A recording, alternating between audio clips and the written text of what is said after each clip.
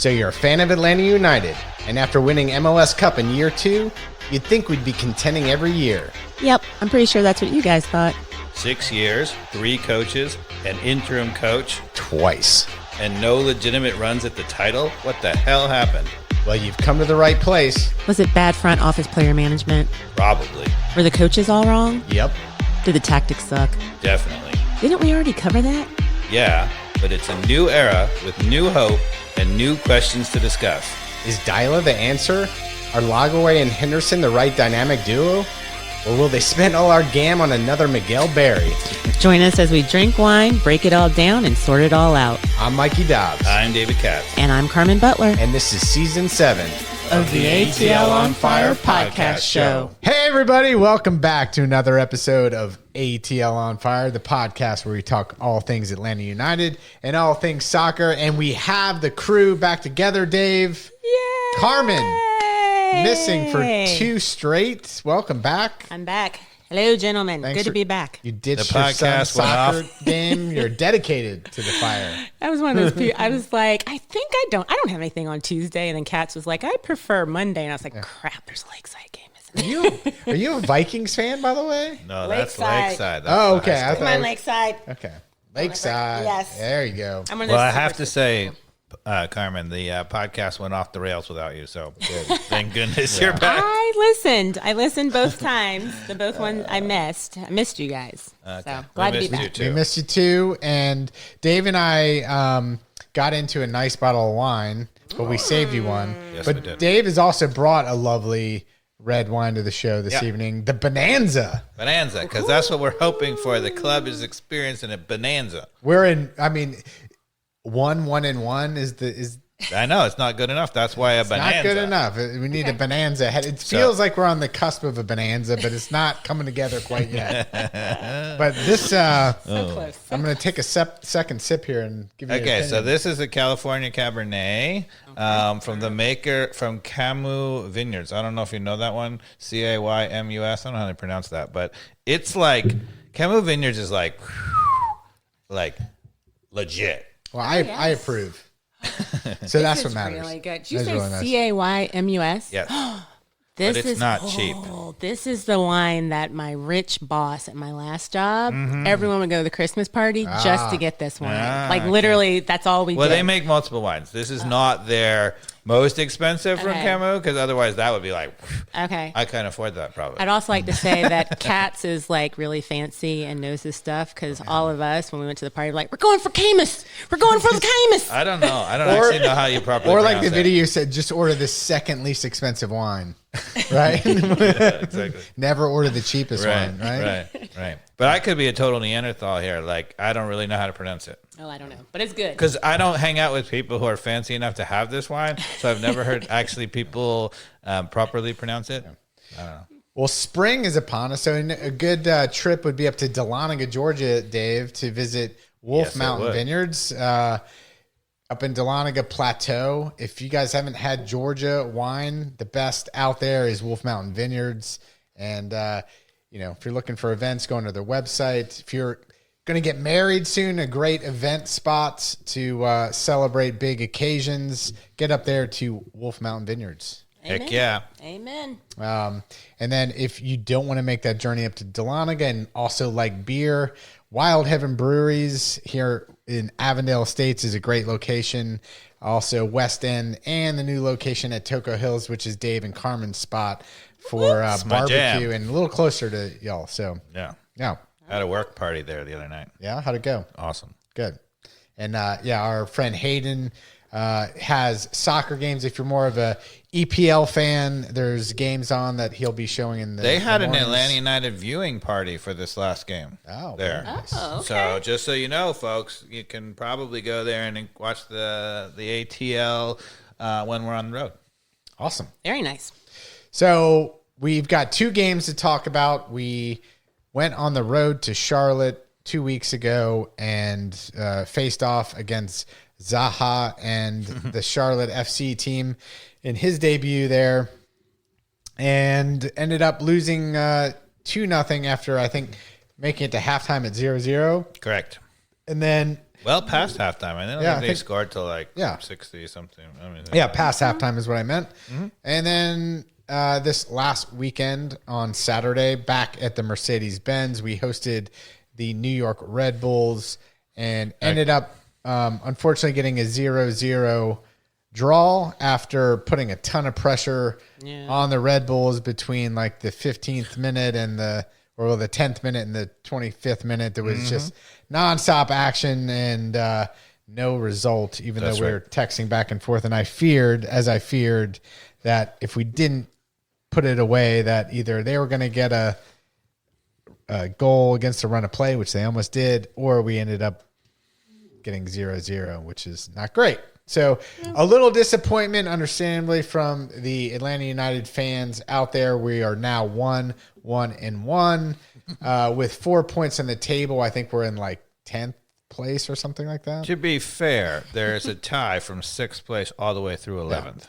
So that's early on, we're in 6th place and 11th place at the same time. I could have. A casual fan would say this is a same old team. Dave, where are you with watching the soccer and your belief with things right now? What's your worried meter, I guess, between 1 and 10 on a scale right now, 3 games in, with the potential you were truly hoping for 3 weeks ago? Where are you? 1. Your worried meter is at 1. Yeah, I'm not worried at all. All right.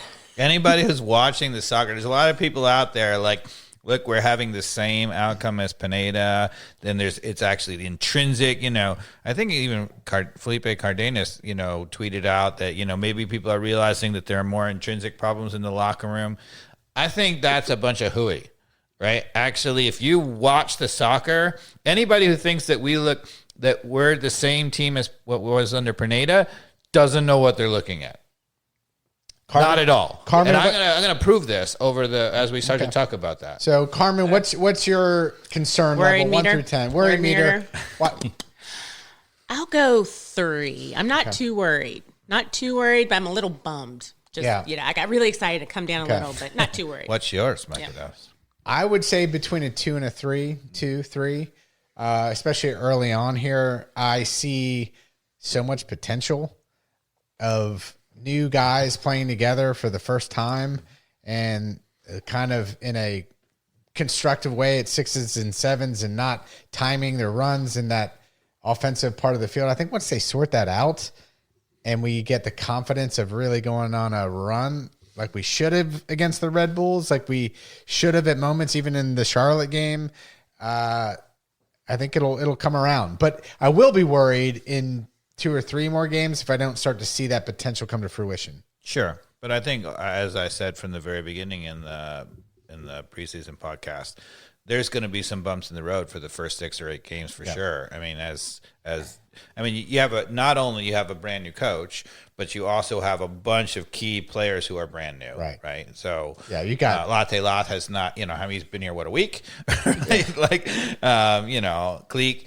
Click, has only been here a little bit of time, right? Matthew Edwards and Amador, all these guys are really playing together for the first time. We only got Amador back this weekend. He missed the first game. We still don't have let him back, and people plus or minus that. But, we'll talk about that. But yeah, and I mean, I think, not to jump to the Red Bulls game right away, but I think that's what I noticed the most with all the opportunities we had in that game is just like realizing that it's just not enough time in real game situations for those guys to figure out their own timing and maybe being a little selfless or a little more of a teammate. It's sometimes a pass the ball at the right time to make things really work the way they should have. I just saw some mistimed things, which were clear that they just hadn't had that game level experience together to sort it out. Yeah, I mean, again, if you compare and contrast to the Pineda era where often we didn't get the ball in their box, and then even if we did, we were reduced to just crossing it. And when we crossed it, there was like one guy in the box who wasn't really good in the air. There were crosses in the air. If you look at our team now, we're getting in the box routinely. Yes. They are inside the box where there's balls that are, on the ground, whatever, that are close, right? There are multiple people in the box every time. We are turning the ball back over when they win it, right? This is a night and day. It's not even the same. And to be, and I don't know, you probably know the stats better than me, but I think we actually have lacked the possession totals in all 3 games. It's been very close. It's been pretty close. But about 50-50. We're not totally trying to be a possession dominant team, but to your point, it seems like when we do have it, it's more productive. And, Pineda used to talk about XG all the time, how we out XG them, and that's BS. But because XG is like, it ain't really like, I often disagree with the computer in terms of what is an expected goal.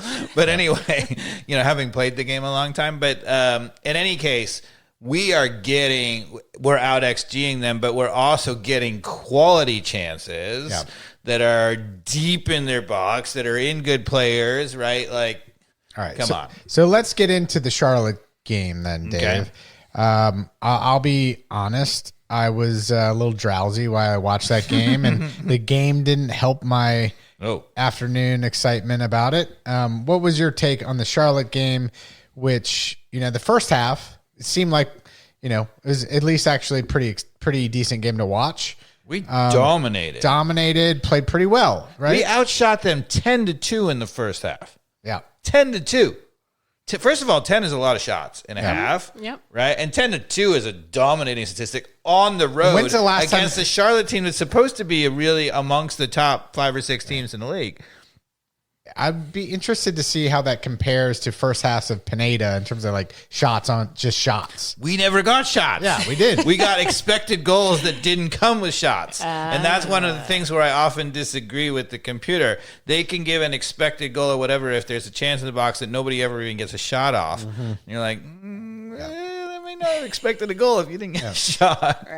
Right? Or it's blocked or whatever. Anyway. In the New York game, I think we had 10 shots, seven on frame. Yeah, you know how many shots on goal they had? They had 5 or 2. I think it's 0. Oh, you're right. They did have 0. They had 0. They didn't have a shot on goal. In the first half? No, game. Red Bulls had 0 on target. They had one good chance. But it wasn't on goal. The guy skied it over from the 6-yard box. I don't think Guzan made a save in the whole game. Jeez, okay. 0. So, again, because Pineda would be like, oh, we're unlucky. We had dominated. They would get up the field, and they would get a goal. But first thing they would do is get a shot on goal to get a goal, right? Yeah. And we did give up, you might say it's similar because we dominated. They got up the field a little bit, but they didn't get up the field very much. And we didn't give up a shot on goal. So that is also very different. Yeah, very. So the Charlotte starting lineup, do you recall who we came out with? Yes. I mean, so the thing that was surprising was Click was not in the starting lineup, and people were like, what? And it turned out he was sick. Yeah, he had a cold. But other than that, it was the so Fortune played for him instead of Miyamba, who actually played for him in the second game against Red Bulls. So why didn't he play in the second game? Yeah, is he still sick? I feel like he's back. He was on the bench. I'm going to guess that he had a pretty nasty cold. Okay. They said that he maybe even had the flu. Okay. And I think he's back, but maybe not, still a little feeling it. Got it. Yeah. Didn't make it into the practices as much as Yeah. So I think it's fine. No problem. And that'll help him. He's not a young guy at the end of the season. A little fewer games early on is no problem. But the rest of the team has been the same, as Zach saying, Guzan in goal. And you had actually in the first game, because there was no Amador yet, we had the double nightmare that is Abram and Williams on the same side. Whoop, whoop. Yeah. So, and if you're going to notice where things happen, it's on the double nightmare side. We'll get to that. But anyway, so Abram was playing left back. And to be fair to Abram, he's not a left back, so he's playing out of position. But he's not good, and he's not a left back. So that's double bad on the double nightmare side. Yeah. Anyway, all right. And then Gregerson in the middle, and Edwards on the right, and the young player making basically his third game. Yeah, making young mistakes, which we'll get to. We'll get to. Yeah. Then the double pivot, in this case, it was Fortune and Sleaze instead of Click and Sleaze, the Polish pivot. Well, look at you coming up with all the names. Yeah. Well, no, that's Mikey Dallas. I coined that while you were gone. Yeah. Well done, sir. I like it. I'm going with it all the time. Polish pivot's awesome. And then the Miranchuk, Almiron, Saba, and Latte Lath. Yeah. It picks itself. Yep. So that was the lineup. And what's your weakest link so far in because we've had to play without Lennon.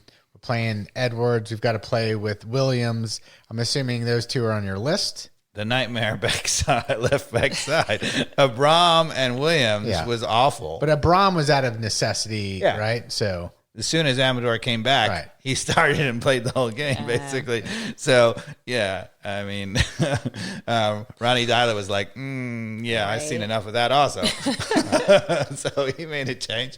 And Amador, I mean, to say that was an upgrade in the Red Bull game, if anybody watched the left back in Charlotte versus the left back in against Red Bulls, I mean, it was night and day. I know you're going to critique Edwards in the first or second goal of the Charlotte game here, as you'll get to second goal. Him mistiming, stepping up, and the ball going down the line behind him. I do think me recalling the first half, him marking Zaha, he did a terrific job in the first half of putting a lot of pressure on him, winning individual duels with You want to hear Zaha? my note at halftime? So good first half for Edwards, correct? My note at halftime was, as bad as Edwards was in week one, he was absolutely dominating Zaha defensively. Yeah. Phenomenal. When is the last time we've had an outside back who can dominate with their defense? Well, especially, I mean, that's Never, maybe. I'm about to say, I'm like, but that's the upside about Edwards, which I've seen from. I mean, he's a young He player. was terrific. To play against a other physical player like Zaha, who I mean, that takes some chops to go up against him, and I think he did a fantastic job In the 27th minute, they had a great cross from Charlotte, but Edwards was actually tracking on the far post, unlike Lennon, and he ran it right out for over the touch. I mean, and playing defense. Then I think Zaha got in his face and got back in his face. I was yeah, like, I love it. That's- Zaha he was so frustrated because he was marking the heck out of him. Zaha actually shoved him into the advertising boards, and then he got up and got in his face. I did. He was like, bring that EPL stuff. I gotcha. I loved it. But then Zaha came in the second half. I mean, but Well, to be fair though, but Zaha in the second half didn't really beat Edwards. It was as we'll see on the two goals that we're about to talk about. Both were on the exact same play. Their right back was under so much pressure, just aimlessly booted up the ball. You want to pull it up? Which is going to come. And so I'm gonna go over it, right? So in the 49th minute, it was actually early in the second half. Charlotte just boots the ball up the field. Are we going to do the second one first, Carmen? I don't know. Let's go to the second one first, actually. Okay. So in the 53rd minute. That is the second one, which was another aimless clearance, right? So in this one, we actually had, I can't remember whether it was a free kick or a corner, but we had a set piece way up in their end. And that's why everybody was forward. So there was no Gregerson. He was up the field, whatever. And so they left Edwards back, right? So Edwards actually was pretty far from the guy out wide. He was playing pretty loose, which was not great to begin with.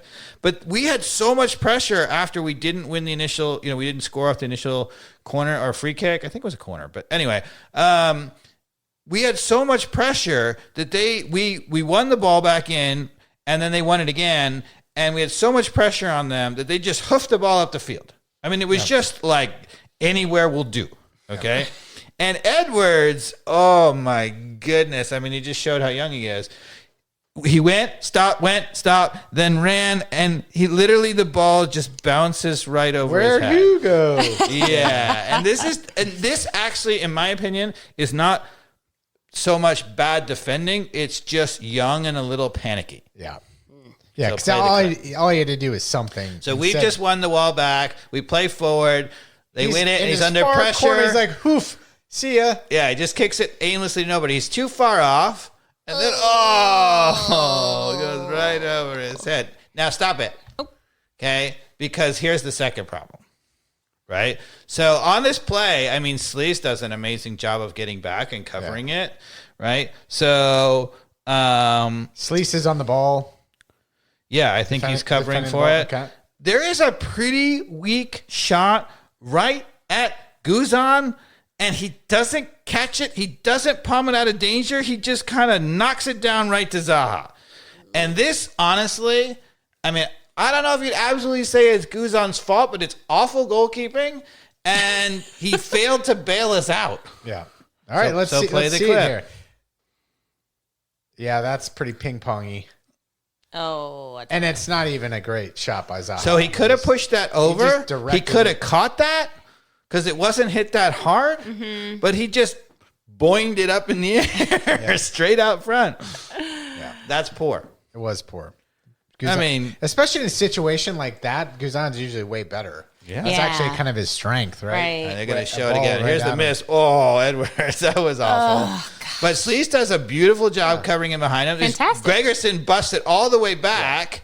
And it was only, so, Yeah, people why are- is Guzan hitting that back into the center where he could have completely done, many other directions? No, it's not good. And so people would say, Edwards lost Zaha. I mean, a number of people saying that, Zaha got the best of Edwards. No, he didn't. I mean, Zaha was on the far side. Yeah. Edwards actually went for the ball, and he was on the other side because it was he was the one guy back for the corner. So, and if it hadn't been palmed by Guzan right back to Zaha, then he never would have scored. Okay. So let's go to the other one. Maybe, Carmen, you can pull up the other clip because we might as well just do them at the same time. It's almost the exact same thing. Charlotte's in the 49th minute in their own corner. Again, hoofed it up the field like anywhere will do. Sorry, which minute did you say? 49th Oh, we're minute. going back. Okay. Oh, Backwards. Big hump, as you said. Yeah. Oh, maybe not that. And Williams judges it poorly, can only glance a header backwards. And that allows Zaha to run at Gregerson. And here's where this is just really unlucky. I don't think we're sharing this. Are Not we? yet. Not yet. Okay. So. This is where it's really, really unlucky. Sleaze does another beautiful job of getting back. And what he's going to do is he's going to poke the ball away, Sleaze is, and he pokes it right to the Charlotte player who otherwise would have been offside, right? And that's why he's in on goal. Does this So, look right? We'll see. Yeah. Yeah. We'll see what happens. Here comes Sleaze all the way back, and he's the one who pokes it to the guy. Oh, unlucky. That's unlucky. And I believe, they'll show it again, I think. I believe if you watch that, when he pokes it, I think he would have been offside if he had just played it there. But because it was off of Sleaze, then it's off of our own. Right? Yeah. Here's where they're about to kick it up. Boom, he just hoofs it up the field. Another missed kickball. that header, which was awful. That was Williams. Right? Then he comes back in, and right at this second, he's off. Yeah. He would have been off. Like his why is he heading that back into the middle? Like, play it off the back of your head, out of bounds or something. Yeah, Williams. You know? So that ball, if you go back a little bit to where it was kicked in the corner, Carmen. So see if you can freeze it right before he kicks it out of his own corner. Back before the hump. Back before. You can go all like the way this back. hump? Yeah, they see the hump. Yeah, Yeah, right right There we boom. go. I could have Okay. done it too. Love the hump. Oh, I went a little too far. Yeah, you're okay. Well, let it run. Just let it run. I got it. All right. All right. So right here where he's about to kick it, right? So he kicks that under pressure just aimlessly from his own 18. Yeah. Okay. And watch how far the ball travels. That's a boomer, like, rec league, kick it out of the back. Yeah, he was under pressure and he just anywhere will do. But with the ball that high in the air from that far back, as a center back in MLS, you cannot misjudge it and head it backwards. Right? Watch this go in the air, right? You can count it. It's like up, up, up, up. Right? You can't. I mean, that's just misjudged and poorly. He heads it backwards, right? Yep. I mean, again, do I blame Williams as the main thing on that? No. I think ultimately, actually, the defending here was not too bad. It was just really unlucky that Sleaze actually got back and poked it right to the offside Yeah, but guy. he created danger for our own team. He's a boomer ball. Like I said, all you had to do is like play it off the back of his head, like get it outside. But instead, he plays it right into the center where there's two Charlotte guys running down the center. I mean, you can see now he has no choice but to head it backwards at this point, but it's because he reacted late. Right. That's it. Yeah. Right. If you read it really quickly and reacted, he should have been back and heading it forward. Yep. Right. Now, our defense is very aggressive up the field, right? And so that's something that we have to get used to a little bit. But at the end of the day, so one of the things I want to say, I mean, this is my comeback to those who think that we are not better than the Pineda era. Okay. One of the things that I used to criticize the heck out of, and you guys were there, so you can verify this, right? So I used to criticize the heck out of it, is we would give up those counterattack goals, right? Or we'd give up goals. And many, many times, nobody got beat, right? They would either have a counterattack and Williams would be backing up and the guy would cut across the middle and just score, or there would be a cross out wide where we left him out wide. They played it out wide. They had all day to serve. They would serve it in and the guy would just win the header, okay? That is not what happened here. Okay. So first of all, right, Williams, hit the header. And then even after that happened, him and Gregerson were both back. Sleaze got back in, right? And it was only an unlucky deflection that went to the open guy. Nobody got beat. Totally. Different goals were giving completely different. What I say is we did get beat as opposed to previously where nobody got beat. Okay. And really the same thing you can absolutely say on goal number 2. So there, Edwards absolutely misjudges a ball. Yeah. Right. Mm-hmm. So he did get beat because it was a terrible misjudge of the ball. Yeah. Right. And then even after that, right, Guzan could have bailed him out, and so gone are the days where we would let them up the field. Nobody actually got a challenge in. Nobody was close and got beat, and then they would score. Mm-hmm. That is not the case. We had a guy on both times, and they misplayed the ball. I mean, Williams and Edwards really misplayed those balls. But now I can't recall in the Charlotte. We don't need to go to the replay, but what was our best chance or two in that Charlotte game to score? Can I say one more thing about it defensively first? Yeah. So no. I started this by saying that it was the dreaded nightmare left side. Okay, left side. All right. So if you notice, we just played 2 clips. Okay. Who is our left back? Amador? No, not in this game. Your favorite. Who is our left back? Is it Abram? Abram is the left back. Did we talk about Abram? We did in the not. Charlotte game, no. No, he was supposed to be our left back. I thought he only started in the first game, but he was in the second game. No, too, in the second. No. This is the first game. No.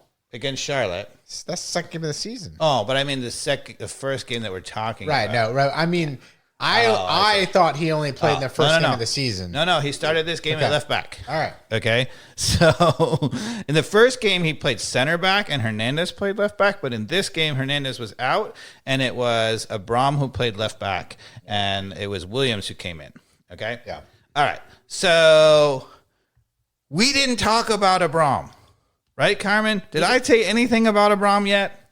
We did not. No. Not Why? in this game. So where is Abram? Now, obviously, the one that's on the corner kick, he was up for the corner kick, right? But the other one was actually in live play, right? And both of them came on a long ball from their right corner to our left back. Okay. Where's our left back? Has anybody wondered what Abram did on those plays? So I wondered. And I was like, so I know we're aggressive. So Abram was like up the field. I'm like, okay, so maybe he's up the field and they played it over him. Okay. So in the first goal, Abram is up the field. Okay. But he fails to track at all. He's jogging back. And you know who scores? Who scores, Dave Katz? The guy who started right next to Abram. Uh-oh. That's not cool. Yeah. So, was it his fault when all those other things happened? No. Did he fail to track his guy? Could he have made a difference? Absolutely, yes. Right? And he's a defensive line guy, so if he's up, he should be getting his butt back. Yes. So on the second goal, let's see. Sorry, I missed my notes. So in the second goal, he also fails to chase back, right? You had Sleaze mark the ball after Edwards let it go by him. And said, Sleaze comes flying back. Gregerson, you saw, made it all the way back into the play. He's back in the middle. But no Abram. Nobody else is in the picture. In both cases, it wasn't he got beat, but in one case, it was his guy who he was right next to at the start of the play, who he never tracked. Mm-hmm. And in the other case, it wasn't his guy, but he never got back to track either. So when I said there was a left combination, what I meant was Williams heading the ball backwards, bad, and Abram failing to track his guy, bad, double combination. That's what I mean. Gotcha. All right. So in the second game, we have Amador. And if you notice, when we have Amador, how many long balls that we get over our heads did we give up goals? So what about what about the positive, Dave? Yes. What about goal scoring opportunities? What were the good things you saw on the attack? I mean, I saw lots of good things on the attack, right? Do tell. So, and why didn't it lead to goals?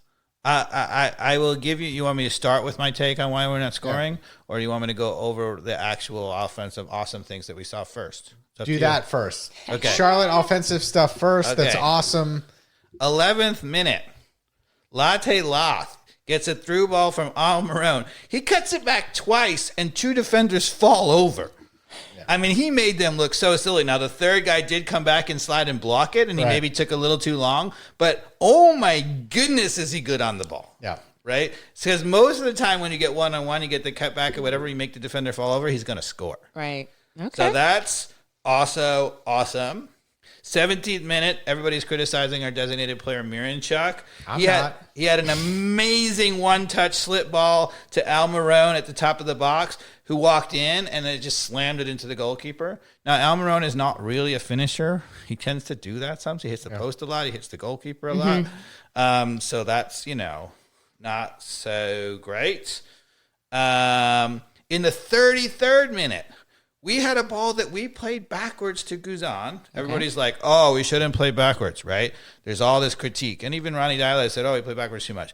We played the ball backwards, and then we proceeded to put on a combination of 11 consecutive passes that ended up in their 6-yard box. Ooh. If we had scored that goal, I mean, the goalkeeper made a save, but it would have been the goal of the season. I mean, it was unbelievable. I recall. It was absolutely stunning, right? 39th minute, Saba out wide with a great move. He hits a cross. It gets deflected. Latte Loss is first to react to it and absolutely hammers a volley that did go about 2 or 3 yards over, but that thing was like he a went missile backwards and hit a missile. That was impressive. Right? I mean, how many times did we see that from our friend Miguel Berry? You just had to mention him. You just had to piss off. How many times did we see that from Marseille? Well, anyway. Where did you say he got traded to? Where did he go? Columbus. Columbus, yeah. Which, by the way, is doing better than we're expecting. They're doing much better. 42nd minute, Saba and I can't remember who else it was. We're combining on the break down the left. I think it was Amador. No, because he wasn't in this game. I forget who it was. Anyway, it was Saba and Almiron, because Almiron came across and they forced it. It was a beautiful combination. Almiron saved again from close range. Sleaze wins it right back at the top of the box. I mean, this guy's poking the ball at our own 18, and he's winning the ball at the top of the box. So people who are like, oh, Sleaze isn't that good, he didn't deserve to be on the team. When you put him at the defensive, because last year, when Pineda started messing with him, like playing him in attacking midfield, which he has no business to play, and he was kind of going up and down, it wasn't so good. Okay, all right. But at defensive midfield, he was amazing, and he still pops up. He wins the ball right back. He gets it to Saba, and he has a great chance that he actually shot it to the far post. It was going in. The goalkeeper was completely beaten, and the defender cleared it off. Okay. So, again, people want to say... So how many shots do we have total and on target in this Charlotte game? I only got the stats at halftime, so I don't know. Okay. Maybe Carmen can look it up for us, total shots in the game. Total stats. We were 10-2 at halftime. Wow. And people are saying, oh, yeah, but we had a terrible second half, and it is true. The second half was not nearly as good. Yeah.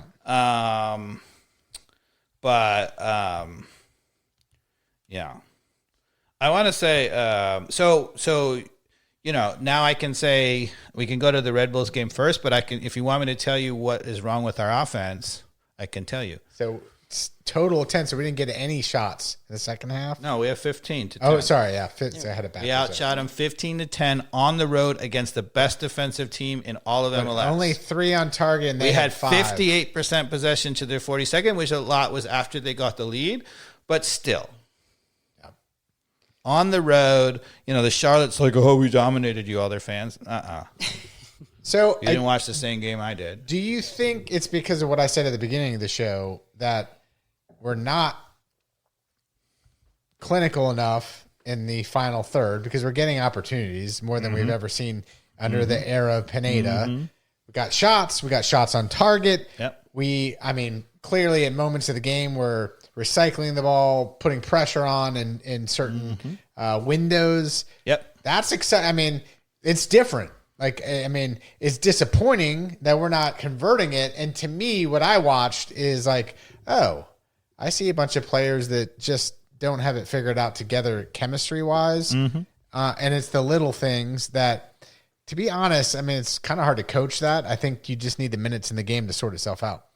One thing I will say is that, one critique. So first of all, we are playing our outside attackers inverted, right? So Almiron is a left footer playing on the right, and Saba is a right footer playing on the left. So they're playing inverted, okay? Saba's left-footed. Saba, I thought was left-footed. He's really like ambidextrous, whatever the foot word is that for that, whatever that is. Great question. But he has said, I heard him on an interview, say that actually his better foot is his right foot. Okay. But he takes like corners with his left foot, so it's hard to, it's not like. But anyway, technically he's inverted. But anyway, what that means is that he's also the kind of player who's not just going to push it down the wing. So they are going to tend to come inside. Right? Yep. And they're going to combine, which is awesome because they're going to combine with Latte Loth and they're going to combine with Miranchuk. And you've seen the freedom for them to go across. And they've created the magical overload that Pineda was always trying to get with just the stupid bombing outside backs. They've created it just naturally. And in a way that the defenders are not ready for it. And it's working much better. Yep. Okay? But when you do that, when you have a lot of guys coming inside, some people are critiquing that, okay, they're running into each other and they're tight, right? And that can happen too. What you need is, if that's going to happen now, what you need is the Pineda airplane, okay? Yeah. What you need is, you don't need it very often. Coming up. You don't need it very often. You don't need it. You certainly don't need it all the time. You certainly don't need it early just standing there, but you need it that moment where they drift inside and they're on the ball, then they go. And in the first 2 games, right, or in these last 2 games that we're talking about, you had a Braum, which was never going to do anything going on that run, never, right? And then you had Edwards, and Edwards did get forward and got in those positions, but his service. See, I'm gonna disagree with you right now. Okay.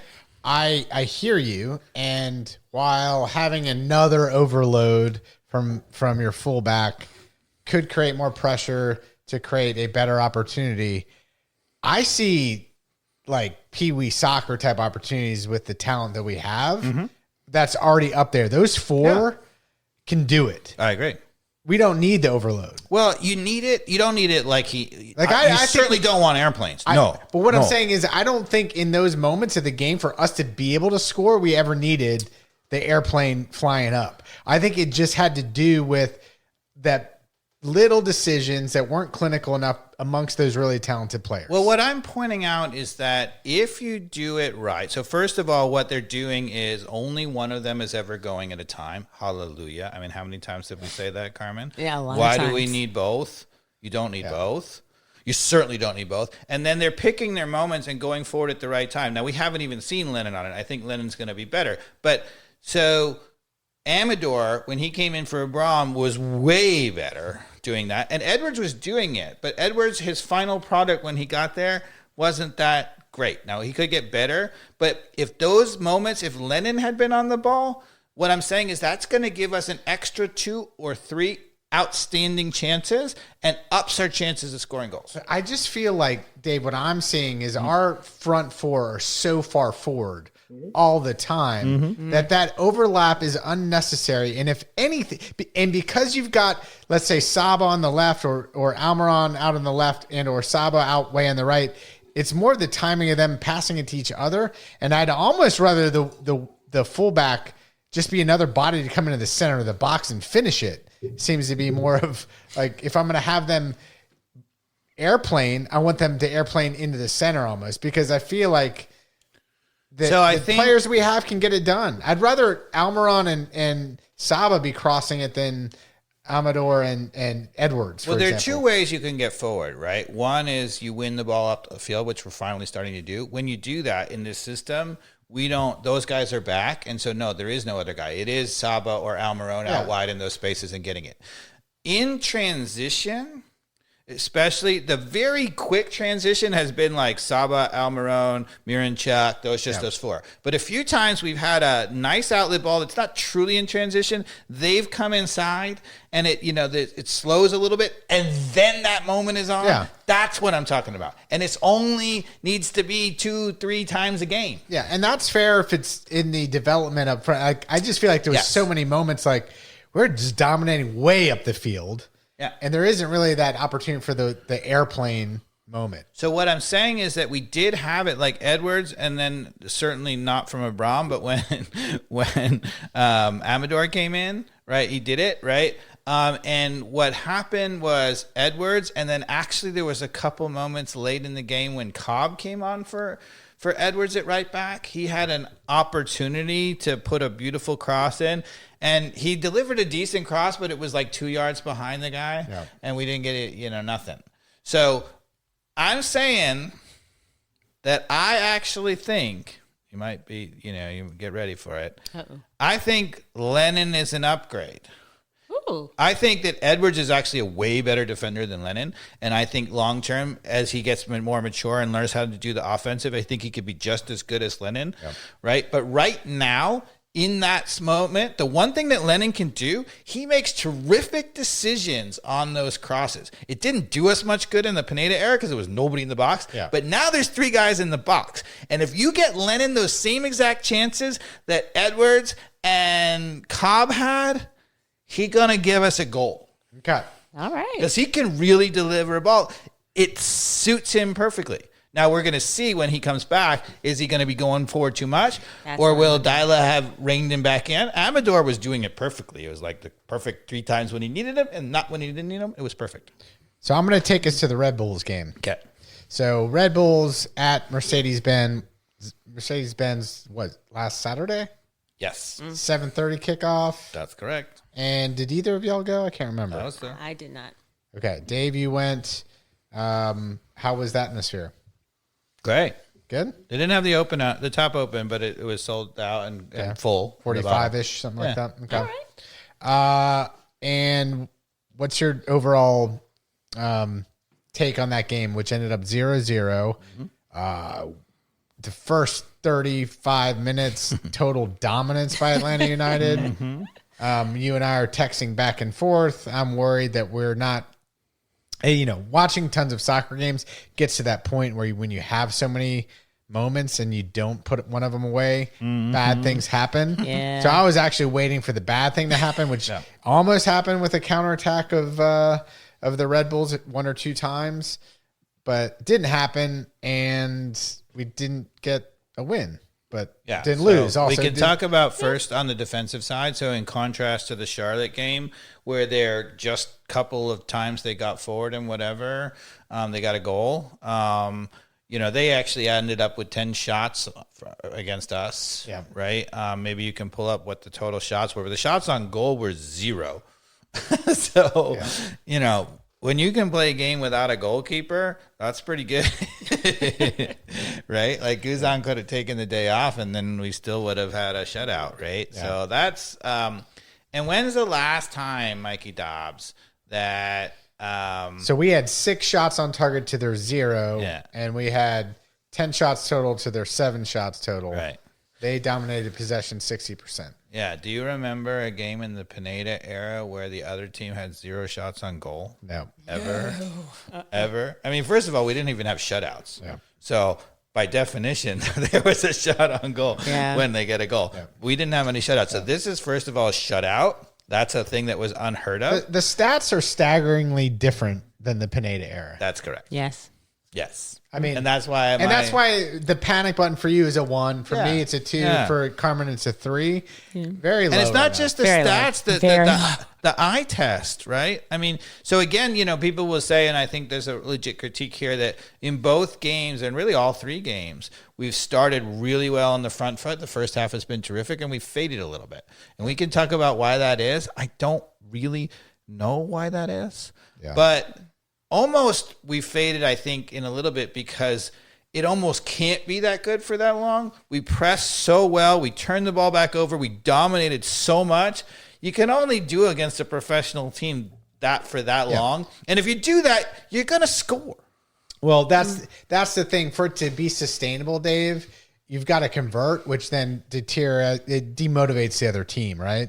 Right. You have to demotivate the other team by making it 2-3-0, and then keep the defense solid, right? And then finish the game off. And consistent with what I was saying about Click just being the code or whatever, he comes on in the 76th minute in this game, which is what you would do if you had a guy who was clearly not ready to go because he was been sick all week.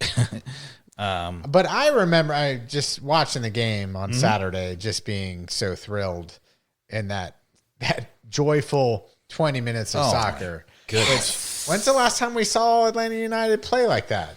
So, Tata, 2018 it didn't MLS winning season. That's exactly when you saw it. Fans, it didn't happen. We didn't score. We had a disappointing 0-0 tie at the end of it, but you didn't see soccer like that in the last 3 years. And he already in the first podcast, if anybody, if you guys listened to it out there, we went over tactical board and we showed this hole that was in his system. There's this hole out wide, particularly up the field, and already they've started to close down that hole, which is a really good sign. Yeah. Ronnie Dyla's seeing it also. Right. David, under Pineda, we kept seeing week after week after week, here's the problem, nothing. And by the way, go back to our last podcast. Dave does a tactical board breakdown of just how aggressive our front line is in pressing, which demands that the rest of the defense presses too, which is the press, which we've talked about many times. But boy, oh boy, our two forwards, Latte Loth and Miguel Almiron and Miranchuk, right? The 4 of them are just up in a line, putting pressure on the back line. And it's just like, and they were talking about that in the Red Bull game. They're like, it's just so hard for the Red Bulls to figure out how they break that, because it's such a high risk if they screw it up with those 4 players, they're going to get stabbed. Maybe, Carmen, you can go to the 68th minute. It should be in the highlight package.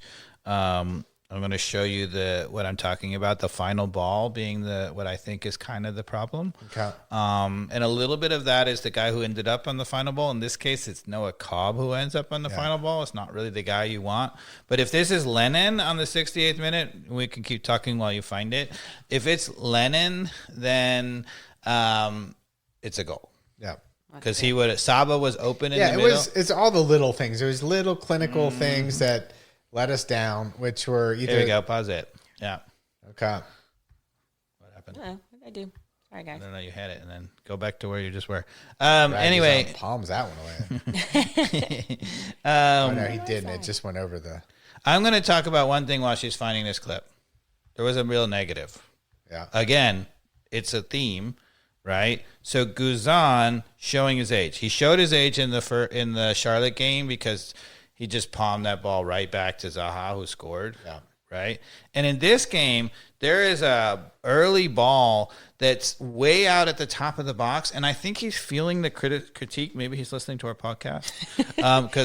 Brad. He shouldn't be. Brad, we're telling the truth. But he still love you. He shouldn't be listening, because what I think the people are saying, he's old and he's not coming and getting to those like crosses and things. He's feeling it. Right? So he comes, in this case, on a ball he had no business coming with. Now, he got to it. Good for him. That's good. He got to it, but he also punched Latte Loth in the head, and now he's in the concussion protocol. That's how he got his concussion? Okay. Maybe I'm a Gen Xer here, but I watched that slow motion play of him getting I mean, come on. Like in our day, the latte, get up. I'm sorry. He did get up. He played for another and he kept playing. 10 minutes. But now the doctors have said we were examining him, and he has no choice. Yeah, it's not his fault. Stop. Not his fault. It's all our fault for having concussion protocol. Well, okay, you Mikey. can say that, but it's not. You can't say Latte Loft is soft. He just got up and kept playing. It wasn't him. You would have done the same, but you would also be in the concussion protocol like he does. But he got bumped a little bit. I mean, it's soccer. But my point about that moment, I watched it. Like, let's watch it. It's on slow motion. Well, let's do this first. Okay. I'm heating up. I think we need the other. Put the flames on the YouTube now. The flames on the YouTube. Does that work? It's good. If those of you are on the YouTube channel, you see the new graphic. There's flames everywhere. That's amazing. Everywhere. Yeah. So we're going to show this clip, and then we'll get back to that. We can go to and we can argue about it. Right? So on this play in the 68th minute, we're going forward, and people are wondering why we're not scoring goals. And it's a little bit, I said, the final ball and who's ending up in this. So this normally, outside back getting forward, is going to be Brooks Lennon. Okay? It is not in this case. It's Noah Cobb. Right? And watch how open Saba is, and watch how Cobb hits the ball a little bit behind him. And it's no offense to Noah Cobb. He's not really a right back, but he shows why he's not Lennon. Play the clip. Miranchuk with another gorgeous ball out wide. Pause it. Okay? Do you think Lennon is putting that ball on Saba's head? No. Come on. No, I'm being dead serious with you. You think he is? Yes. I don't think that's the right ball.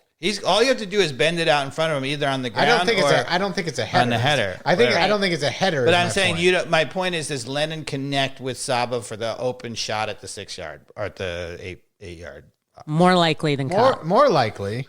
Yeah. I think if you're going to criticize Lennon, and people criticize him a lot, I think you also have to say what he's really, really good at it. He's really, really good at making that ball. Yeah. I think the curling softball for him to run onto on the ground is the right ball, which is a very difficult pass. Yeah. But that's the right one. But I think because the defender is in actually a really good angle right here, he's making it difficult to square it to him. And he's putting enough pressure to say, okay, if you go on goal, you're going to have a bad angle on the goalkeeper here. I think that, I don't know. Let's see what he does first. He gets it across, but he puts it a yard behind him or like behind him, and he ends up has no chance to score. But yeah. He can't score that. So he basically tried to square it. Yeah. He didn't try to put it behind the defender. Right. He tried to put it square. That's exactly right. Which is the wrong decision there. Correct. I think. Got to put it out in front. I agree. Yeah. But Lennon puts that out in front, and he scores that, and we walk off with a 1-0 win. Yeah. That's the difference. But that's a slight difference that's only happening now, and it got better already with Amador because Amador was way better. I will be honest, looking at that angle, that was a difficult angle for anyone to put the ball to Saba right there. Oh, yeah.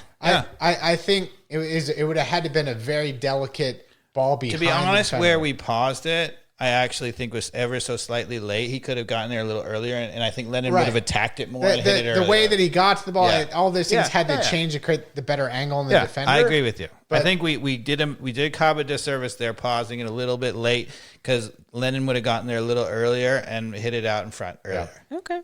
Yeah. So fair. Okay, so now you can go back and find the Guzan incident, which was... Was that later on in the game? No, it was earlier in the game. Yeah. Is that the reason Latte Lot didn't score? Because he was probably. He was dizzy all game. It's certainly why he came off early. I don't think it was. I don't think that's why he came off early. Yeah. He didn't come off till later in the game, did he? That's right. He came for a while, but I think they were monitoring him. Because he was tired and didn't score. It had nothing to do with him getting hit in the head. Dude, watch this. He did not get hit in the head that hard. I don't care what anyone says. He did not. I actually don't have the minute. Complete bollocks. Complete nonsense. Complete millennialism or whatever we call it.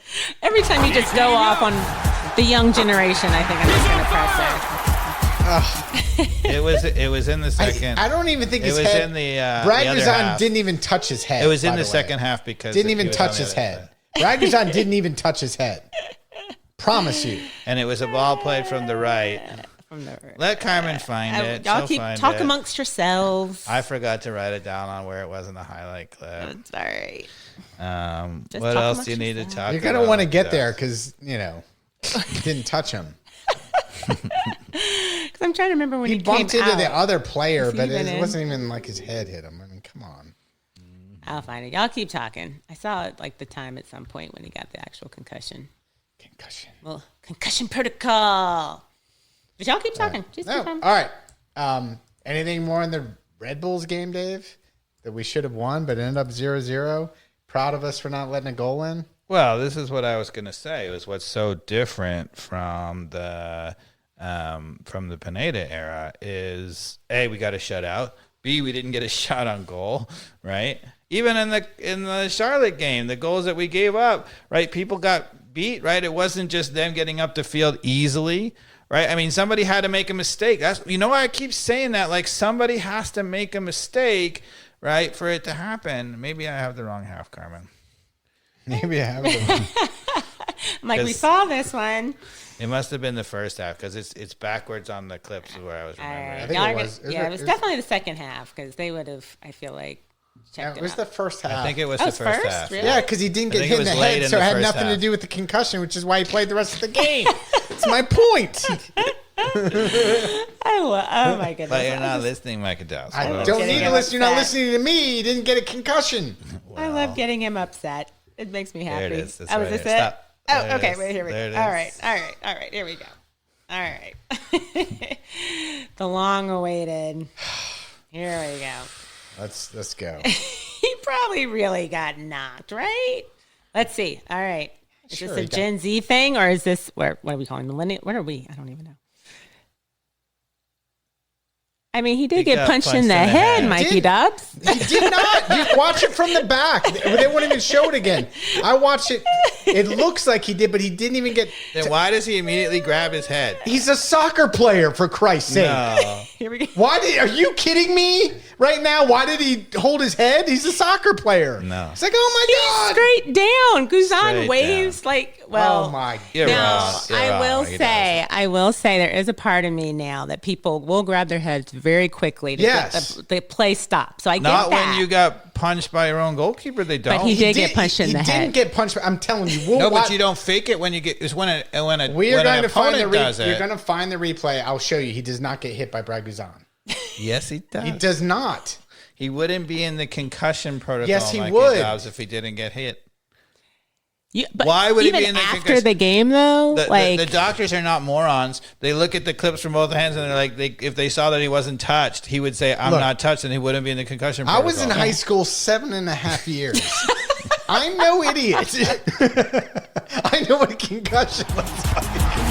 I don't even know what I was pressing at this. That's the right one. That's the right one. You Oh goodness. So, Red Bulls 0-0. Yeah. What was I going to say? Oh, International Women's Day, Carmen. Oh, shoot. You know what? You Okay. brought it up. Why I did you have brought to it go up there? because I brought up that concussions are a problem in terms of protocol, and then I don't know. Uh-oh. So there was going to be some pressure on the female referee. Yeah. So as they're talking, I have to admit I did not watch a lot of the New York game because it was UNC Duke day, and so I did watch it at halftime. Oh. But as y'all are texting, it was noticeable that the refereeing, it doesn't sound like it was good. I challenged Mikey Dobbs that if he could really criticize so harshly the refereeing on International Women's Day, but the part I saw, Well, It was warranted. You know, it's classic Mikey Dobbs when I'm like, it was like opposite day. Like I'm arguing for or yellow cards against us, right? yeah, That's right. That's true. This is the guy who This got isn't me sent being- off for this isn't arguing me a being red sexist, card. right? I'm like, penalty oh my against gosh, him. why isn't she giving us a yellow card? Right, fair. And then Yeah. ironically, Yeah. like you saw the other team like doing the same thing, like Yeah. it's just a weird situation with it was like she used the cards in the opposite way they should have been used. Yeah. So here's what I think happened. Okay. So obviously there haven't been many referees in the center that are women in MLS. It's happened before, but not much. Yep. Right. So, that's tough. You're put in a place where, so I think that she was trying to do two things at once, which are not great. One, she was trying to let the players play, which is good. But she was also trying to maintain authority at the same time. And when you do that, and you try to extra let them play when there are incidents, but you're still trying to maintain your authority, what happens is you let something go that you shouldn't, and then you over yellow card when you should, and it starts to become a little arbitrary. Yeah. And that's what happened. I 100% agree. It is a difficult situation she's in. She's under the spotlight. She's probably one of the best MLS refs out there. I think she refereed the Women's World Cup final. Quite possible. Yeah. That's what I think people were saying. I'm just saying, So I think she's agree. terrific referee. I think look, MLS refereeing in general has a lot of improvement that is needed across the board. So pick on her as easily as anyone else. I agree. I felt like it was that balance that she started to lose right from the very beginning. She didn't do either things. She didn't influence the game, so that's good. In the end, and then B, she didn't give a red card in the end. And so much of the early refereeing that you're talking about in MLS, they would A, influence the game, and B, give red cards. That is so she didn't do that. So I will give her, I give her kudos because that game could have easily been that it could have gotten out of control. Yep. And she was able to keep the wheels on the bus. She did a little bit barely, but overall, it was not a good performance. But she let the players decide the outcome of that game, which is the most important thing. So I agree. Yeah. And I felt bad, because I think, we want to see, there's zero reason why women can't be refereeing these games. Zero. Right. Was it an all women's crew? I know one of the lines. One of the lines one was like, was dude. a man. Yeah. Okay. The bad one. Actually, the woman who was running the lines was right on it. The man was like, there was a couple times he was like, one of those like, oh, it's blatantly off, but I'm not going to do it right away just in case. You're like, come on. So the woman was actually, the lines woman was way better than the lines man. So let me make sure I'm understanding this. So what you're saying is women are better than men. Yeah, sure. That's what I heard. Sure. Okay. That's fine. Continue. We all know that. Let's not. I just wanted to clarify. There's something that Just wanted to clarify. Continue. Don't tell Leah she's upstairs. Shh. So Miami this Sunday, 7:30, Mercedes-Benz. That is correct. Messi traveling to Atlanta. Yes. He is. Messi going to play. Yes. 60th minute. No, Messi is going to start. I kind of had that hunch too. So Messi had a little bit of a knock. He's not played the last two games. Well, yeah. So he's had a little bit of a knock, and they had all this extra stuff because they had CONCACAF Champions League, right? Oh. So he's played in those matches, and that's kind of tough. So he's played extra matches, and he got a little bit of a knock. So they rested him for one game. Like he was out for one game for the small injury. And then this last weekend, he was on the bench, but he didn't play. So that says to me that they were being, and the reason why he didn't play, in my opinion, I think he would have played off the bench. So I think Mascherano would have had him 60th minute in this game to start in our game because he really needs him on the road against Atlanta to beat them, but to beat us. But I think what happened. So Miami got a red card in like the 20-something minute. So when you get a red card that early and you're kind of hunkering down, they didn't bring on Messi. And they didn't have to bring him on because they scored and they won. So the entire game, they were holding on to a 1-0 lead. If you're holding on to a 1-0 lead, you just don't play Messi. Yeah. Right. So the other X factor is Argentina has 2 international games right after this Atlanta United game. Yeah, but I don't think Mascherano cares about that. Well... But does Messi? Is he the one running? Messi's running the show, and Messi always wants to play. Period. The end. Yeah. Who doesn't? So I also think that it's to his advantage to play at least a large portion of this Atlanta United game. Makes sense. As a way to be fit and ready for the international games if he's going to make a difference in those games. Yeah. So I think everybody's wrong with everybody's like, oh, he's not going to play against Atlanta. I think we're going to see him either start or play a significant. I think he's going to start. I think you're right. Okay. I think everything lines up. I think Mascherano is treating this like he should be. It's too bad we can't have a bet. This would be like a perfect bet for me to lose. but you agree with me. But I agree with you. Wait, is there somebody out there? I was about to say. Is there somebody out there who wants to take the bet? Keep talking, cats. Eventually, Mikey Dobbs will just be Yeah. like, you know what? You know, he's not going to play.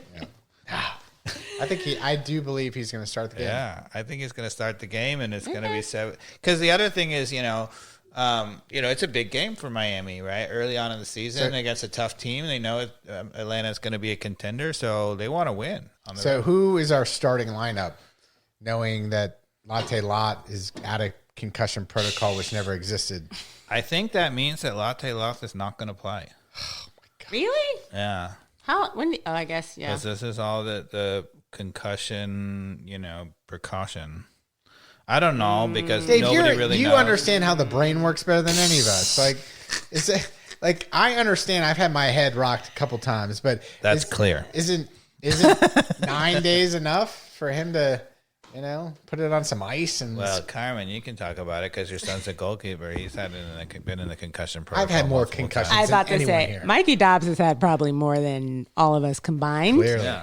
Whether they were actually And it shows. diagnosed and how many protocols he's been on, not Zero too sure. protocols for me. So how many days is it in high school? Oh, geez. Because this was his second one. So my son just came off last week from it was 2.5 weeks for him because it was Yeah, his but second the first one. one is 10. Yeah, 10 the days. first one, I think for him, they weren't completely sure it was a concussion. So I think it was a week. Okay. And I think it was more nose than head. But then this one was close So to 3 maybe he'll weeks. get cleared. He might. Because I don't think it's a bad concussion. I agree with you. It wasn't a concussion. That's a great Mikey Dobbs. Seriously, if you had to actually count how many times your bell got rung, where in this generation you would have been sorry, concussion protocol, you gotta sit. I'm actually worried for myself. Jokes aside, I've had some very bad concussions from a lot of dumb stuff. Not just soccer? Mainly snow skiing. Okay. Just absolutely ringing my bell. Before the days of helmets and with the days of helmets, both.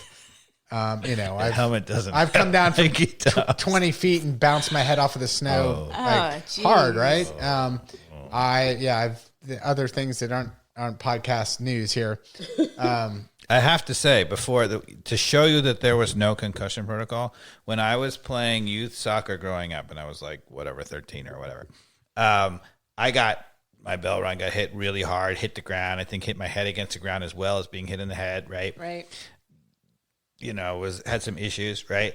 And came off the field, and it was a big game. And it was pretty late in the game, so the coach really needed me, and he was like, okay, how are you doing? And I'm like, I'm totally fine, whatever. And he put me back in the game, and I started to go the wrong way, to attack our goal, and they had to stop. Isn't that what you normally do? Yeah. And the coach did say you have to come off, but there was still no concussion protocol. If there's ever evidence that there was a concussion there, when you're going the wrong way, I thought we were checking the other goal. I feel like people of our generation, if you played soccer, you had at least one concussion that no one really called a had two. concussion. I think I had one bad one where I actually ran into the freaking goalpost. Yeah, And goalposts will do it. You would think. You want to hear the How other? did you get your concussion though? You want to hear the other one? In That's soccer, really embarrassing. What did you hit your head on? That one was just I got hit and then I hit the ground, I think. But Okay. I have a really crazy concussion story. All right. So when I was 17 years old, I'm playing for the New York State ODP team, which is a big thing in those days. And we had a winter training camp. So, because winter in New York is miserable. You can't train. So they flew us down to Florida to train in the winter. So we're training at Coco Expo, which was a really awesome facility at the time, and the national team. And it was awesome because the very first women's World Cup team was in their final preparations. They were just about to make the final cuts to who was going to World Cup in China. Oh, wow. Okay. So we were down there, they were down there, and their coach, Anson Dorrance, who was the coach, asked if we could scrimmage the women's national team. So I got to play 2 scrimmages against the women's national team. I played against Mia Hamm, and I played against Michelle Akers-Stahl, and I got to play against Julie Foudy, and all of them. Okay? So late in the second game, I was playing center midfield. Okay. Late in the second game, There's a ball played through. I made a perfectly timed run, Mikey Dobbs. It was glorious. Mia Hamm smashed you. No. So I get behind their defense, and I'm running in on goal, right? The goalkeeper, Brianna Scurry, who was not the starting goalkeeper. I think she was the backup goalkeeper. Who was the starting goalkeeper? I don't remember. You have to look it up. I'll look it up. And was fighting for a final spot. She comes like 30 yards out. I gave her the dip of the shoulder, go right by her. She just lowered her shoulder, and I wasn't expecting it because it was a scrimmage. Yeah. And she was fighting for a spot on the team and put it right into my head. I don't remember anything. I'm sorry. Wait, let me just make sure. So you got a concussion from Brianna Scurry? That's correct. I'm like giddy right now. That's what happened. I got knocked out by the women's national team goalkeeper. Sounds like you forgot what happened. I don't remember anything for like. So for all we know, you made this story up. Well, I remember running in. I remember everything up until the moment, and I was like showboating a little bit. I like gave her the leg, and I'm going to walk it in, kind of thing, right? Against this girls' team, like show them. And at the time, so we ended up with a 2-1 victory and a 2-1 loss, I think. And I think in the second game we were losing 2-1, and I was about to tie the score. So I was like, "This is awesome." And in those days, no anything. My story is not as exciting where I almost lost my junk. I was in England and playing Kidderminster, which I think they're in like the first or second now. I know they were in the FA Cup, made a run a couple of seasons ago. But yeah, probably second or third division. And this guy came out and just cleaned me. And I thought I lost my important jewels because it was they didn't want to lose to a bunch of Yanks. Of course not. So, no concussion, but that would have been worse. Yeah. Thank goodness. You have lovely children. Thank you. That would have been the moment. They would have been gone. The locker room quickly. Man. I'm just so giddy that Kat's got concussed by Brianna. Okay, sorry. Right. Continue. So, all right. Back to Miami. We went on a rabbit hole there, which I love. Are we going to win, Dave? Against Miami? Messi's starting. Luis Suarez is scoring goals. Anton Griezmann's coming over the summertime for enforcement. You hear that rumor? What? Yeah, he's coming. He's going to go to L.A. You think he's going to L.A.? He might go to L.A. One of the L.A. I know he's jealous Giroud is playing at I'll go to LAFC. I'm so LAFC. He may go out there. The I heard a rumor he's going to Miami, though. sad thing is we know it's either LA or Miami. Like, I feel like at some point, I know what's one of the LA teams or Miami. Right. Yeah. Atlanta has good strip clubs, too. Anyway, who's going to win? I think the goalkeeper was Amy Allman. I've never heard that. And actually, Brianna Scurry didn't make the team in the end. I think she didn't get better because the coach got pissed at her, knocking me out. You can't be knocking out. So I think. Anyway, go ahead. I think Atlanta and Miami tie at home 2-2 because there's going to be goals, maybe even 3-3. I mean, because I think we're burner. Well, if Latte Lot does not start, then that's a different equation. That's a big issue. That is a big. Although we do have a decent, everything. we have Tiare and we have Silva. I might. Yeah. But we haven't seen Silva in any significant No, he's come off role the bench so but far. No, We've seen him off the bench once, right? I think twice. And he's Okay. done well against Miami Yeah. in the past, so okay. But you got to figure Tiare. I just think the past is not a good barometer right now for us. I think it's a completely different style that we're playing that we need to execute correctly against Miami, who's also going to be offensively geared. It's going to be an interesting matchup, don't you think? Yes. I mean, it's going to be a wild game because both teams are so front end heavy with the major flaw in the back that I think maybe we'll see a little bit of a chess match in the first half, Dave, of teams really slowly feeling each other out? Or do you think we're going to see both teams just be super aggressive? I think we're going to see. I mean, we have to be aggressive, right, I Carmen? think aggressive. I think we do have to come out and try to score. I mean, we got to score. Got to score. So we may as well come out aggressive, right? Yeah. Okay. So just answering the question. So Atlanta United announced that Latte Lath has entered the concussion protocol. He's being evaluated on a day-to-day basis. Comes after the forward took a hard collision while defending a set piece. Yeah, he got punched in the head by He Guzan. didn't get punched in the head. Anyway, I've watched it a million times. There's it's no unclear at this point whether Guzan's hands never touch his head. it's unclear at this Promise point you. whether he'll be available for the club's next big match, and they expect to know more information as Ronnie Diala speaks to the media later in the news conference later this week. Okay. All right. That's all I know. Go ahead, Carmen. So, Carmen, what's your Okay. score? What's the score line? Okay. I've been too positive in the past. I'm going to be the what do you call it? Negative, Ellie, whatever it's called. Debbie Downer? Debbie Downer. I'll be There. Debbie Downer. I think we lose 2-3. That's a good call. I think 3-3, 2-2 is a good call. I think losing 3-2, winning 3-2. I think they're going to be goals, Yeah. for sure. I think all of these are good. I don't expect our defense to get a shutout against Miami for sure, because I think that Messi will start. Obviously, if Messi doesn't start, it's a bigger difference. But they have a ton of attacking talent even when he doesn't start. They've been scoring goals against everybody even when he doesn't play. I think that we will start to score, particularly at home. It's much better chance if Latte Lath goes.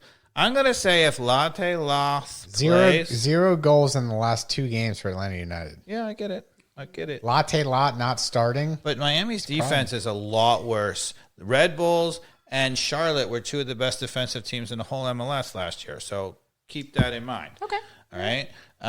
And Miami was not. Miami scores a ton of goals, but they're not. So we're going to score at home.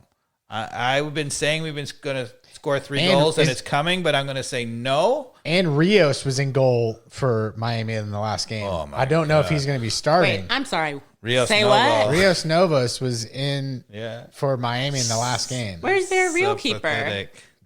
Yeah. It was hurt. I think, Don't or know where he something. is. I don't know whether he come back. But anyway, Oh, Yeah. I was that's- going to say we're due. We're going to start scoring 3 goals at home regularly, but I think we're not quite ready to that. I've been predicting a little more, so I'm going to say 2 goals for us. okay. I think, and it obviously depends if Latte Lath plays. If he doesn't, then maybe downgrades. I think that Miami's going to score. I don't see us giving up less than 1. They're probably going to give up 2. So I'm going to go 2-2 draw. Okay.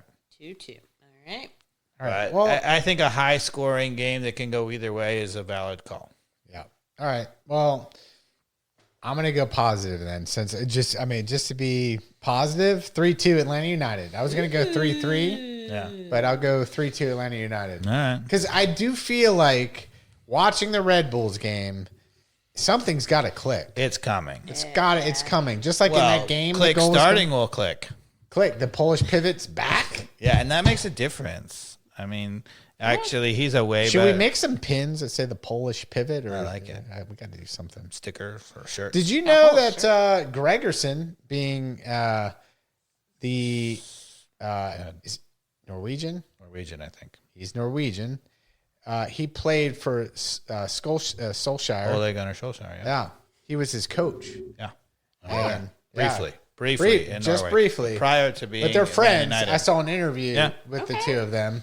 And so Solskjaer knows Ronnie Dyla and knows his coaching. And Right. so really, they're all, and Gunny's from the same town as Gregerson. Well, there's only so many towns. There's only so many It's towns. Norway. It is Norway. It's a small country. You're like, oh yeah, you ski down that hill to this town. yeah. So it was a good. It's on the Atlanta United channel. If you haven't seen the documentary on Gregerson, it's pretty good. No, I haven't. I heard Well, he's it's on a huge Apple rap- TV. I Yeah. heard he's a huge rap fan. Oh, is he? Yeah. Because apparently when he was coming, they were like, what do you know in Atlanta? And he's like, I don't know anything about the city of Atlanta. I just know all the rappers. Yes. And I do remember that. Yeah, so he was excited about that. So if you're out at the rap concerts, you'll probably see Gregerson. And you can't miss him because he's real tall. He is real tall. He's tall.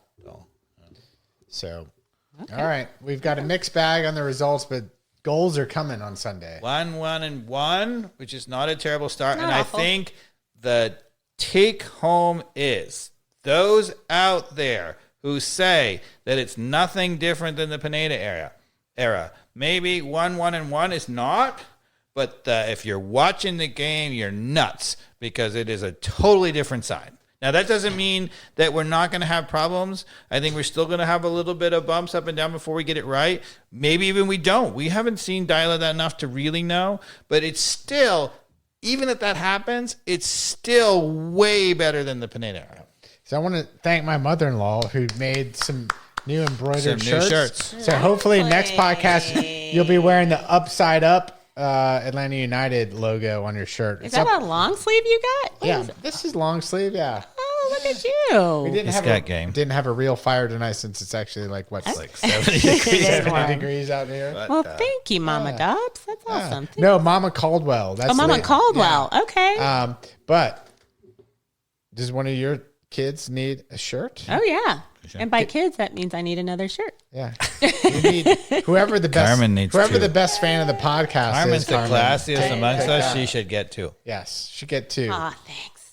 All right. I think we talked about all. Anything on European soccer? It sounds like Man City's going to get a new stadium, I hear. Man United. I'm Yes. sorry. Yeah, Really? I didn't United. really? They announced they're going to build a new stadium. I missed that. $2 billion. It's New Trafford. No more Old That's Trafford. the joke. It's New That's Trafford. the joke. They're not. To be fair, they need a new Trafford. They need a something. The stadium's still good, but yeah. I mean, No, they just need something different right now. I don't know. did you hear? I mean, talk about something different.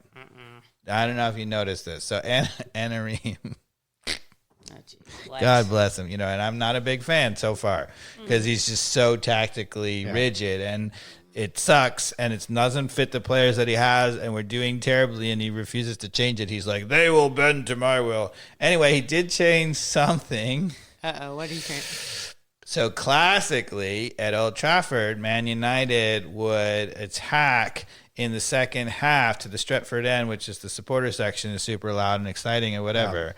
And he has instructed the team to attack to the Stretford end in the first half because they've sucked so badly in the first half. He wants them to get going more, and that's his solution. They picking the opposite side of the field to start when they win the coin toss. Genius. I mean, like That's what it is. if that's what you think the problem is, then I mean that kind of sounds like a Pineda solution, doesn't it?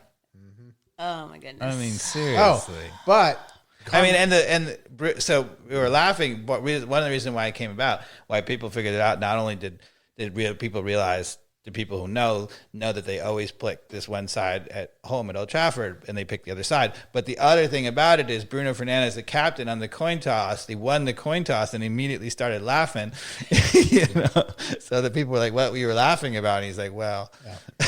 So back to Mike Dobbs' dumb bets, right? Ooh, yay. Right. I'm always good at that. But do you remember the bet between Dave and I about Nottingham Forest finishing ahead of Man City?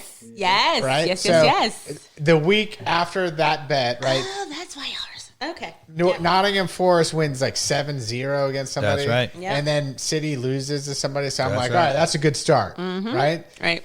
Because I'm going to need all the luck I can get in this one, right? Like I know the deck is stacked against me, but I like a bad bet. You always do. Right? You always do. This last weekend, Nottingham Forest and City go head to head. They did? And who comes out on top but Forest? Yeah. I know. So I at least have a 4 point cushion. Well, it's right only now. a 4-point cushion, cushions. and Yeah. there's like Yeah. 10 to No. play or 8 to play or something. Come on. But the nice thing is it's a different kind of meltdown City than I've ever seen this year. It's fun. It's a meltdown forest is what's going to happen. It's But there's no sign of it yet. No, they haven't. Not even They like a played glimmer really well. of Sign of it. this- And your boy Nuno Espirito Santo, who's a really good coach. We said he was a good coach at Wolves. You and I both agreed that. why he they got bombed rid of him at the Tottenham. Wolves. Why did they? They should have done everything they could have to keep that guy. I agree. The only thing that happened to him at Wolves is Jimenez broke his skull, and that really hurt the team. That was like the. That was not his fault. Yeah. Not his fault. Not his Yeah, fault. it was like his bad juju after that. Yeah. Yeah.